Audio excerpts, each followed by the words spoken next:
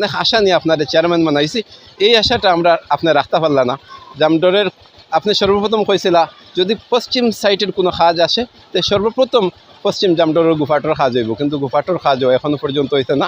কিন্তু লক্ষ্মীবাজার থেকে আমরা যে জামডর পর্যন্ত আটিয়াই দুঃখের বিষয়, এত ভালো একটা রাস্তা কোনো এই রাস্তারও কোনো ইট মরামতের কাজ হয়েছে, দুঃখের বিষয় লাগে।